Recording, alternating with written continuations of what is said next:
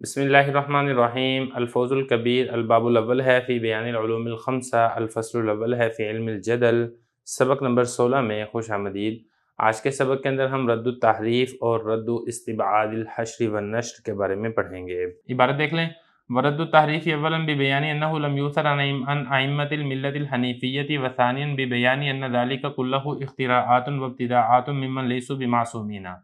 ورد استبعاد الحشر والنشر اولا بالقیاس علی احیاء الارض بعد موتها وما اشبہ ذلك وتنقیح المناط الذی هو شمول القدرۃ وامکان الاعادۃ وثانیا ببیان موافقۃ اہل الکتب السماویۃ کلہم فی الاخباریۃ۔ ترجمہ دیکھ لیں۔ اور تحریف کا رد پہلا اس طریقے سے کیا گیا ہے بیان کرنے کے ساتھ کہ ملت حنیفیہ کے ائمہ یعنی اماموں سے معصور یعنی منقول نہیں ہے اس بارے میں کچھ بھی، اور دوسرے اس طریقے سے بیان کرنے کے ساتھ کہ یہ سب کے سب من گھڑت باتیں اور اپنی طرف سے گھڑی ہوئی باتیں ہیں ایسے لوگوں کی طرف سے جو معصوم نہیں ہیں۔ اور حشر اور نشر کو بعید سمجھنے کا رد اول اس طریقے سے کیا گیا ہے کہ زمین کو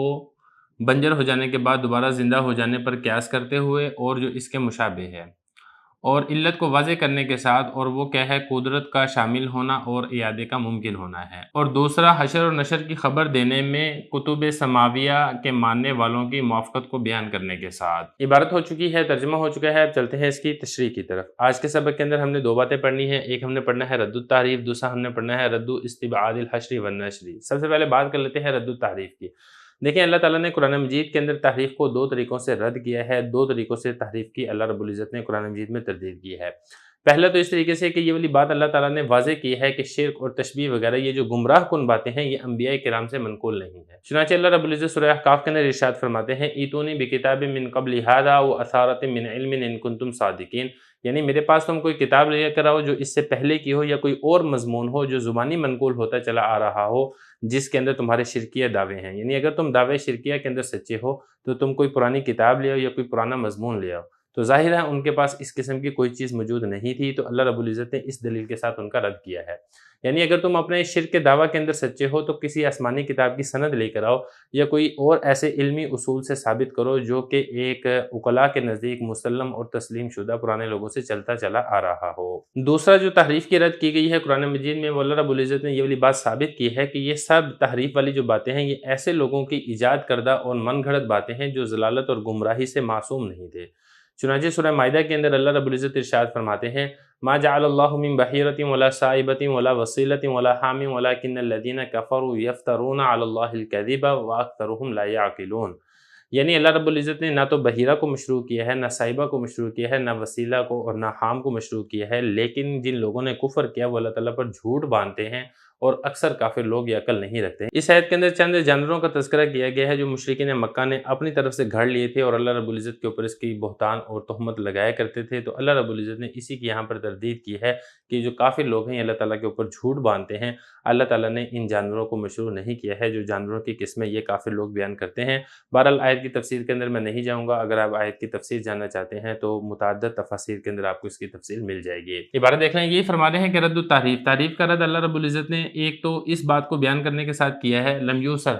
معصور نہیں ہے، منقول نہیں ہے، ان ائمہ، ائمہ سے مراد ہے امام، ملت حنیفیہ یعنی ملت ابراہیمیہ کو اتباع اور فالو کرنے والے جو ائمہ کرام یعنی انبیاء کرام گزرے ہیں ان سے اس بارے کے اندر کوئی چیز منقول نہیں ہے۔ اور دوسرا اللہ رب العزت نے اس بارے میں اس کی جو تردید کی ہے وہ اس طریقے سے کی ہے کہ بیان کرنے کے ساتھ یہ سب کی سب باتیں اختراع، من گھڑت ہیں، ابتداء اس کا مطلب بھی من گھڑت باتیں ہیں،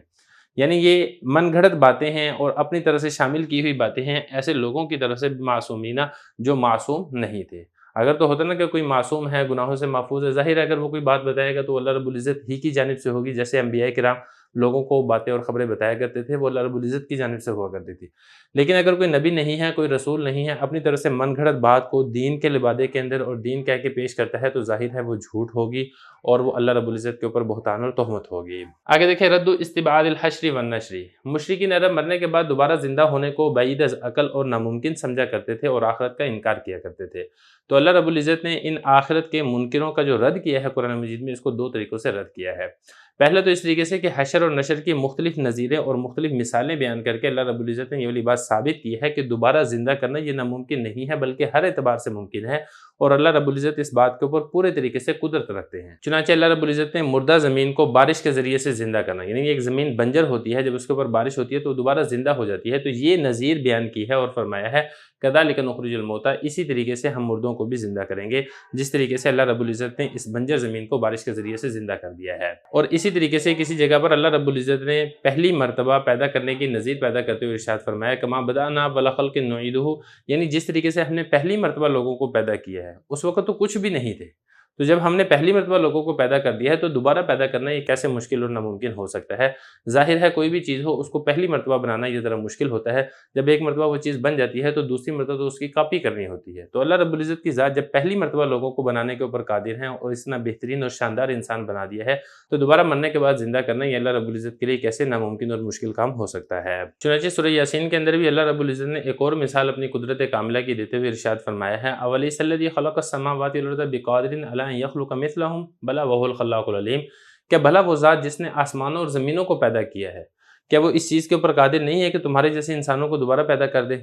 ان جیسے انسانوں کو پیدا کر دے؟ ظاہر ہے اللہ رب العزت کی ذات اس کے اوپر ضرور قادر ہے اور وہ بہت اچھا پیدا کرنے والا اور خوب جاننے والا ہے۔ تو اگر آپ غور کریں گے تو اللہ رب العزت نے آسمانوں کو پیدا کر دیا، زمینوں کو پیدا کر دیا، قسم قسم کی انواع اور مخلوقات کو پیدا کیا ہے، تو پھر انسان کو پیدا کرنا اللہ کے لیے کیسے مشکل ہو سکتا ہے؟ حشر اور نشر کو بعید سمجھنے والے کے رد کرنے کا ایک طریقہ آپ نے سمجھ لیا ہے، دوسرا طریقہ یہاں سے بتا رہے ہیں کہ تمام آسمانی کتابوں نے حشر اور نشر کی خبر دی ہے اور آسمانی کتابوں پر ایمان رکھنے والوں کا یہ اجماعی اور متفق علیہ عقیدہ ہے۔ چنانچہ سورہ انبیاء میں جب اللہ رب العزت نے یہ والی بات ذکر کی کما بدأنا اول خلق نعیدہ، اس کے بعد اللہ رب العزت ارشاد فرماتے ہیں وَلَقَدْ كَتَبْنَا فِي الزَّبُورِ مِن بَعْدِ الذِّكْرِ أَنَّ الْأَرْضَ يَرِثُهَا عِبَادِيَ الصَّالِحُونَ،